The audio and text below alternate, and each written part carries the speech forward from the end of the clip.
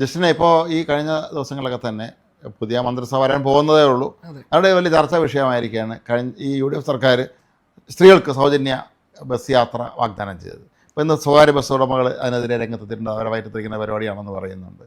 പലരും പല അഭിപ്രായമാണ് പറയുന്നത്. എന്ത് തോന്നുന്നു? ശരിക്കും അത്രയും ആ ഒരു ആശയത്തെ എതിർക്കേണ്ട കാര്യം തന്നെയാണ്. കാരണം സ്ത്രീകൾക്ക് അങ്ങനെ ഒരു നമ്മൾ സൗജന്യം കൊടുക്കേണ്ടതായിട്ടുള്ള ഒരു ആവശ്യം നിലവിൽ എന്താണ് നമ്മുടെ ഇവിടെ ഉള്ളത്? ശരിക്കും പ്രധാന ഒരു ചോദ്യം അതാണ്. അവർക്ക് എന്തിന് നമ്മൾ ഇങ്ങനെ ഒരു ആവശ്യം എന്തിന് സൗജന്യമാക്കുന്നു എന്നൊരു കാര്യം. അങ്ങനെ ഒരു ഓഫർ മുമ്പോട്ട് വെക്കുമ്പോൾ തന്നെ നമ്മൾ ഈ എല്ലാ കാര്യത്തിലും തുല്യത നമ്മൾ പറയാറുണ്ട്. സ്ത്രീകൾ പുരുഷന്മാർ തുല്യത നിയമത്തിൽ പോലും പറയുന്നത് സ്ത്രീ പുരുഷൻ ഈക്വൽ എന്ന് പറയുന്നു. അപ്പോൾ അങ്ങനെ ഒരു കാര്യം പറഞ്ഞെടുത്ത് നമ്മൾ ഈ എന്താണ് നമുക്ക് എന്തെങ്കിലും അവസരങ്ങൾ അല്ലെങ്കിൽ ആനുകൂല്യങ്ങൾ കിട്ടുമ്പോൾ മാത്രം ഈ സ്ത്രീകൾ ദുർബലരാകുകയും അപ്പോൾ മാത്രം പുരുഷന്മാർ ഭയങ്കര ശക്തരാണെന്നുള്ള രീതിയിലേക്ക് ഇങ്ങനത്തെ ഓഫറുകൾ കൊടുക്കുമ്പോഴത്തേക്കും അത്തരം ഒരു ചിന്ത അങ്ങ് നാച്ചുറലി ഇവർ തന്നെ അങ്ങ് വളർത്തുകയാണ് ഗവൺമെൻറ് എടുക്കുന്ന പല തീരുമാനങ്ങളിലൂടെ. അപ്പോൾ അത്തരത്തിൽ അങ്ങനെ നോക്കുമ്പോൾ ഈ ഒരു തീരുമാനത്തെ പൂർണ്ണമായിട്ട് എതിർക്കേണ്ട ഒരു കാര്യം. കാരണം സൗജന്യം കൊടുക്കേണ്ടതിൻ്റെ യാതൊരു ആവശ്യവും നമ്മുടെ കേരളത്തിലില്ല. കാരണം അതിന് മാത്രം ദാരിദ്ര്യാവസ്ഥയിൽ കഴിയുന്ന സ്ത്രീകൾ കുറവാണ്. അല്ല, എനിക്കതിന് ചെറിയൊരു വിയോജിപ്പാണുള്ളത്. അപ്പോൾ ഞാൻ പറയാം മതി. എന്ന് വെച്ചാൽ നമ്മുടെ നാട്ടിലെ സ്ത്രീകൾ ശരിക്കും പറഞ്ഞാൽ അവരിപ്പോഴും സമ്പൂർണ്ണമായും സ്വയം പര്യാപ്തരല്ല. നമ്മളാദ്യം മനസ്സിലാക്കണം. നമ്മൾ ചില സമ്പന്ന കുടുംബങ്ങളെ സ്ത്രീകൾ പോലും ചില ഭർത്താക്കന്മാർ തൊത്തുള്ളവരായിരിക്കും. ഈ സ്ത്രീകൾക്ക് ഭർത്താവിൻ്റെ നിസ്സാര കാര്യത്തിന് പോലും ഭർത്താവിൻ്റെ നിന്ന് പൈസ വാങ്ങിക്കേണ്ട അവസ്ഥയുള്ളവരുണ്ട്. വേറെ പ്രധാനപ്പെട്ട കാര്യം, ഞാൻ ഈ ബസ് ഈ സ്ത്രീ ടിക്കറ്റ് ഫ്രീ ആയിട്ട് യാത്ര അനുവദിക്കുമ്പോൾ എനിക്കതിൽ ഏറ്റവും സ്ട്രൈക്കിംഗ് തോന്നിയ കാര്യം, എൻ്റെ ഒരു അനുഭവത്തിൽ ഇപ്പോൾ എൻ്റെ വീട് നെടുമങ്ങാട്ടുനിന്ന് അവിടെ നിന്നൊക്കെ ഉള്ള ഒരുപാട് സ്ത്രീകൾ അതിരാവിലെ, ഞാൻ പലപ്പോഴും എൻ്റെ വീട്ടിൽ നിന്ന് ഇങ്ങോട്ട് വരുമ്പോൾ ഞാൻ അതിരാവിലെയാണ് വരാറുള്ളത്. അതിരാവിലെ ഈ ബസ്സിൽ വരാറുണ്ട്. ഇവർ തിരുവനന്തപുരത്ത് പല വീടുകളിലും ജോലിക്ക് പോകുന്ന ആളൊക്കെയാണ്. അപ്പോൾ ഇവർക്ക് അതിന് വേണ്ടി അത്ര വലിയ ഉന്നത വിദ്യാഭ്യാസമുള്ളവരൊന്നും അല്ല. അപ്പോൾ ഇവരെ സംബന്ധിച്ചിടത്തോളം അത് വലിയൊരു കാര്യമാണ്. കാരണം അവിടെ നിന്ന് ബസ്സിന് ഫാസ്റ്റ് പാസഞ്ചറാണെങ്കിൽ 34 രൂപ കൊടുക്കണം. തിരുവനന്തപുരത്ത് പേർ കഴിഞ്ഞാൽ ഓർഡിനറി ബസ്സാണെങ്കിൽ 28 രൂപ 30 അങ്ങനെയൊക്കെ ഉണ്ട്, പല നിരക്കുണ്ട്.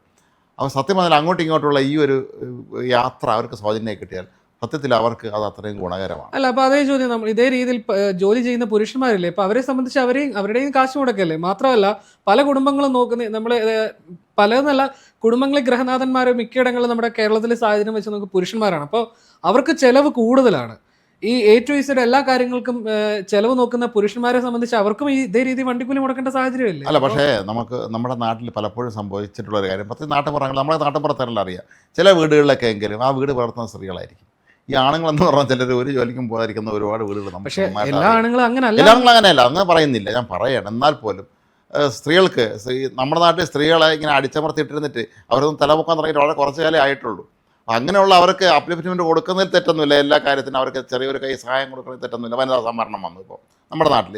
ശരിക്കും പറഞ്ഞാൽ ഇനി പാർലമെൻറ്റിലും അസംബ്ലിയിലും കൂടെ വന്നു കഴിഞ്ഞാൽ മാത്രമേ അത് പൂർണ്ണമാവുള്ളൂ. ഇപ്പം നമ്മുടെ നാട്ടിൽ തദ്ദേശ ഭരണ സ്ഥാപനങ്ങളിലേക്ക് അതിന് സ്ത്രീ സംവരണം വന്നു കഴിഞ്ഞിരിക്കുന്നു. ശരിക്കും ആദ്യം അവരൊക്കെ വന്ന സമയത്ത് ഇവർക്ക് പലർക്കും യാതൊരു രാഷ്ട്രീയ പരിചയം അല്ലെങ്കിൽ ഇത്തരത്തിലുള്ള ഭരണ പരിചയമൊന്നും ഇല്ലാതിരുന്ന ആളാണ് വന്നത്. പക്ഷേ പിന്നീട് കാലക്രമത്തിൽ അവരെല്ലാം പഠിച്ചെടുക്കുകയും അവർ തിരക്കുള്ള ജനപ്രതിനിധികളായി അവിടെയൊക്കെ തന്നെ അവർ മാറുകയും ചെയ്തിട്ടുണ്ട്. ആ കൂട്ടത്തിലും കുഴപ്പക്കാർ ഉണ്ടാകുമായിരിക്കാം. എങ്കിൽ പോലും നമ്മുടെ നാട്ടിൽ ഈ സ്ത്രീ സ്വാതന്ത്ര്യം എന്ന് പറഞ്ഞത് ഇപ്പോഴും, ഞാൻ ഫെമിനിസ്റ്റുകളുടെ ഒരു രീതി പറഞ്ഞത് അത് അവർ നമ്മൾ കണക്കാക്കേണ്ട. വേറെ രീതിക്ക് നമ്മൾ ചിന്തിക്കുമ്പോൾ നമ്മുടെ സ്ത്രീകൾക്ക് ഇനിയും അർഹമായ രീതിയിലുള്ള ഒരു സ്ഥാനം നമ്മുടെ സമൂഹത്തിൽ കുടുംബങ്ങൾ കിട്ടുന്നുണ്ടോ സംശയമാണ്. അതുകൊണ്ട് തന്നെ അവരെ സഹായിക്കുന്ന ഇത്തരം നിലപാടുകൾ സത്യം ഞാൻ എപ്പോഴും അനുകൂലിക്കുകയും ചെയ്യുക. പക്ഷേ അങ്ങനെ നോക്കിയാൽ തന്നെ പൂർണ്ണമായിട്ട് സൗജന്യമല്ല അവർക്ക് നൽകേണ്ട. പകരം ഈ പറയുന്ന പോലെ നമ്മുടെ തമിഴ്നാട്ടിലെയും കർണാടകയിലേക്ക് പോയി കഴിഞ്ഞാൽ അവിടുത്തെ മിനിമം ചാർജ് 5 രൂപ 10 രൂപയിലൊക്കെ താഴെയാണ്. തമിഴ്നാട്ടിലൊക്കെ 5 രൂപയാണെന്നാണ് എൻ്റെ അറിവ്. അപ്പോൾ അങ്ങനെയുള്ള സാഹചര്യം, അവിടെയും പെട്രോളും ഡീസലും അല്ലെങ്കിൽ നമ്മുടെ ഇവിടെ കേരളത്തിൽ ഉപയോഗിക്കുന്ന അതേ ഇന്ധനം തന്നെയാണ് അവിടങ്ങളിൽ ഉപയോഗിക്കുക. അപ്പോൾ ഈ രീതി സൗജന്യം കൊടുക്കുന്നതിന് പകരം, സൗജന്യം കൊടുത്ത KSRTC ഭീമമായ നഷ്ടത്തിലേക്ക് പോവുകയുള്ളൂ. അതിന് പകരം ഒരു നേരിയ ഇളവ്, ടിക്കറ്റിൽ എന്തെങ്കിലും ഇളവ് കൊടുക്കുന്നതായിരിക്കണം പിന്നെയും ഉചിതമായിട്ടുള്ള ഒരു തീരുമാനം. ഇത് വളരെ ഒരു നമ്മൾ ഈ തുഗ്ലക് പരിഷ്കാരം എന്ന് പറയുന്നത് പോലെ യാതൊരു ദീർഘവീക്ഷണമില്ലാതെ ഡൽഹിയിലൊക്കെ വിജയകരമായി നടപ്പാക്കിയതാണ്.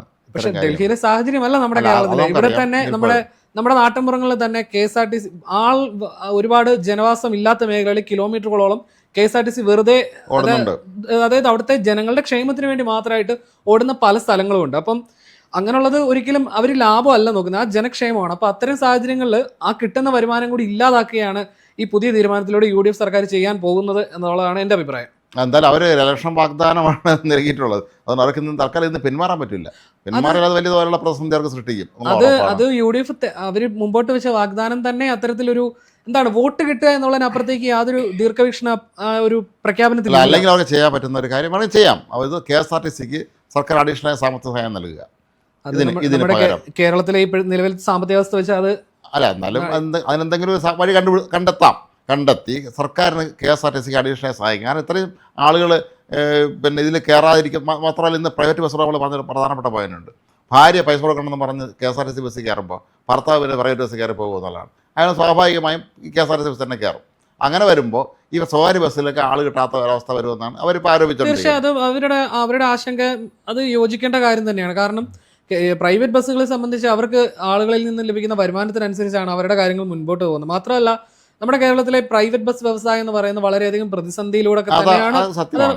സത്യമായിട്ടുള്ള കാര്യമാണ്. അതിൽ ടാക്സ് ഇതുപോലെ പലതും എല്ലാം അതിനെ അതിജീവിച്ചൊക്കെയാണ് ഒരു പരിധി വരെ അവർ മുമ്പോട്ട് പോകുന്നത്. അപ്പോൾ അതിനിടയിലേക്ക് നമ്മളിപ്പോൾ ഒരേ റൂട്ടിൽ ഒരു KSRTC ഒരു പ്രൈവറ്റ് ഉണ്ടെങ്കിൽ സ്വാഭാവികമായും ജനങ്ങൾ ഈ സൗജന്യം പ്രഖ്യാപിച്ചാൽ സ്ത്രീകൾ അതിൽ കയറി പോകുമ്പോഴത്തേക്കും അത്രയും വരുമാന നഷ്ടമാണ് സ്വകാര്യ മേഖലയ്ക്ക് ഉണ്ടാകുന്നത്. അപ്പോൾ നാളെ അതൊരു പക്ഷെ പൂട്ടിപ്പോകുന്ന ഒരു അവസ്ഥയിലേക്ക് കാര്യങ്ങൾ എത്തിച്ചാൽ അതെന്താണ്, അത് വലിയൊരു പ്രതിസന്ധിയാണ്. കാരണം ഒരുപാട് പേരുടെ തൊഴിൽ നഷ്ടമാകും. മാത്രമല്ല എന്താണ് ഈ ഒരേപോലെ തന്നെ നമ്മുടെ കേരളത്തിൽ പ്രൈവറ്റും വേണം, അതേപോലെ തന്നെ KSRTC ഒരേ രീതി കൊണ്ടുപോകണം എന്നുള്ള അഭിപ്രായമാണ് എനിക്കുള്ളത്. അല്ല, പക്ഷേ എനിക്കെപ്പോഴും തോന്നിയിട്ടുള്ള കാര്യം നമ്മുടെ ഈ എന്താണ് ഒരു സ്ത്രീ ശാക്തീകരണം എല്ലാ മേഖലകളിലും കൊണ്ടുവരേണ്ടതാണ്. അത്തരത്തിൽ ശാക്തീകരണത്തിനുള്ള ആ പ്രോസസ്സ് തുടങ്ങിക്കഴിഞ്ഞു കേരളത്തിൽ. അത് സംശയം വേണ്ട കാര്യത്തിൽ. ഇന്ത്യയിലെ മറ്റേ സംസ്ഥാനത്തെക്കാളും സ്ത്രീ ശാക്തീകരണത്തിന് ഒരുപാട് കാര്യങ്ങൾ ചെയ്യുന്ന ഒരു സംസ്ഥാനമാണ് കേരളം. അത് ഏത് സർക്കാർ ഭരിച്ചാലും അങ്ങനെ നോക്കുമ്പോൾ അങ്ങനെ മറ്റു സംസ്ഥാനമായിട്ട് പരിഗണിച്ച് നോക്കുമ്പോൾ നമ്മുടെ നാട്ടിലെ സ്ത്രീകൾ ഒട്ടും പിന്നിലല്ല. ഒരുപാട് പല കാര്യങ്ങളും ഒരുപാട് ആണുങ്ങളെക്കാൾ മുന്നിലാണ്. അത്രയും മുന്നിലേക്ക് എത്തുന്ന സ്ത്രീകൾക്ക് പിന്നെ നമ്മൾ ഇതുപോലെ അത്തരത്തിൽ മുന്നേറ്റം ഉണ്ടാകുന്ന ഒരു ഘട്ടത്തിൽ നമ്മൾ ഇതിന് എന്തിനാണ് ഈ സൗജന്യം എന്നുള്ളതാണ് എൻ്റെ ചോദ്യം. അല്ല, എന്നാലും നമുക്കറിയാലോ, നമ്മൾ എപ്പോഴും ഈ നമ്മുടെ നാട്ടിലെ നമ്മുടെ ഒരു സംസ്കാരം അനുസരിച്ച് നമ്മൾ സ്ത്രീകൾക്ക് എപ്പോഴും ഒരു ആദരം കൊടുക്കുന്ന ഒരു നാടാണ് നമ്മുടെ ഇന്ത്യ. പ്രത്യേകിച്ച് കേരളമൊക്കെ തന്നെ അങ്ങനെ സ്ത്രീകൾക്കൊരു പ്രത്യേകം നമ്മളൊരു റെസ്പെക്റ്റ് എല്ലായിടത്തും കൊടുക്കും. അതിൻ്റെ ഒരു ഭാഗമായിട്ട് നമ്മളൊരു ആദരവിൻ്റെ ഭാഗമായിട്ടെന്ന് പറയാം. പക്ഷേ ഇതിൻ്റെ സാമ്പത്തിക കണക്ക് സിസ്റ്റം പറഞ്ഞാൽ ശരി തന്നെയാണ്. പക്ഷേ അതിന് സർക്കാർ ഓൾട്ടർനേറ്റീവ് കണ്ടുപിടിക്കണം. സ്ത്രീകൾ പ്രൈവറ്റ് ഈ KSRTC ബസ്സിൽ യാത്ര ചെയ്യുമ്പോൾ അവർക്ക് യാത്രാ സൗജന്യം അനുവദിച്ച് നല്ലൊരു തീരുമാനമായിട്ടാണ് എനിക്ക് തോന്നുന്നത്. പക്ഷേ ഇത് എത്രത്തോളം പ്രാക്ടിക്കലാണ് എന്നുള്ളതാണ്. മാത്രമല്ല ഇതിലൊരു ചോദ്യമുള്ളത്, ഏതൊക്കെ ബസ്സിലാണ് ഈ ഇളവുള്ളത് നമ്മൾ അന്വേഷിക്കണം. ഓർഡിനറി ബസ് മാത്രമാണെങ്കിൽ അതൊരു പരിധിയിൽ മാനേജ് ചെയ്യുക. സൂപ്പർ ഫാസ്റ്റിലും ഫാസ്റ്റ് പാസഞ്ചറിലും ഈ ഡീലക്സ് ബസ്സിലും എല്ലാം ഈ സൗജന്യമാണെന്ന് വന്നാൽ അത് അപകടകരമായ. അത് ഈ രീതിയിൽ നോക്കിക്കഴിഞ്ഞാൽ ആദ്യം പ്രതിസന്ധിയിലേക്ക് പോകുന്നത് പ്രൈവറ്റ് ബസ് മേഖലയായിരിക്കും. അതിന് പിന്നാലെ KSRTCയും നഷ്ടത്തിലേക്ക് പോയി കഴിഞ്ഞാൽ നമ്മുടെ ഇവിടുത്തെ പൊതുഗതാഗതം എന്ന് പറഞ്ഞ ഒരു സംവിധാനം തന്നെ മൊത്തത്തിൽ താറുമാറാകുന്ന അവസ്ഥയിലേക്ക് കാര്യങ്ങളെത്തും. അതല്ല, അപ്പം അങ്ങനെയാണ് ഇപ്പോൾ ആദ്യഘട്ടത്തിൽ ഒന്ന് പരീക്ഷിക്കാമല്ലോ. എന്തായാലും എല്ലാം പരീക്ഷണമാണല്ലോ. ഒരു പരീക്ഷണം നടത്തി നോക്കുമ്പോൾ അത് തീരെ പരാജയമാണെങ്കിൽ സർക്കാരിന് എന്തെങ്കിലുമൊക്കെ ഇൻസെൻറ്റീവ് കൊടുത്ത് അതിനെ സഹായിക്കാൻ പറ്റും നോക്കാം. അതല്ലെങ്കിൽ തീരുമാനം മാറ്റുക, അത് മാത്രമേ നമ്മുടെ മുന്നിൽ പോകുമ്പോഴേ ഉള്ളൂ. പക്ഷേ എന്നാലും നമ്മുടെ സ്ത്രീകളെയൊക്കെ സംബന്ധിച്ചിടത്തോളം ഞാൻ നേരത്തെ പറഞ്ഞ സമൂഹത്തിലെ വളരെ ബുദ്ധിമുട്ടുന്ന ഒരു വലിയ വിഭാഗം സ്ത്രീകളുണ്ട്.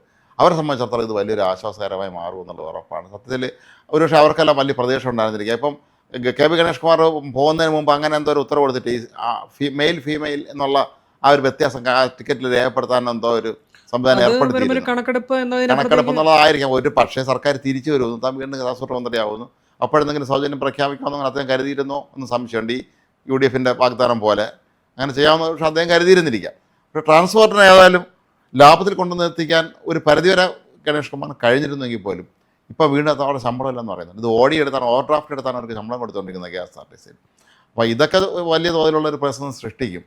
എങ്കിൽ പോലും നമ്മുടെ നാട്ടിലെ ഈ ചില ഇളവുകൾ അത് വലിയ തോതിൽ സർക്കാരിന് സാമ്പത്തിക നഷ്ടം വരുമെങ്കിലും അതൊരു സാമൂഹ്യ നീതിക്ക് വേണ്ടി നമ്മൾ അത് പോട്ടെ എന്ന് വെക്കുന്നതാണ് നമ്മുടെ നാട്ടിലെ ഒരു സ്ഥിരം രീതി.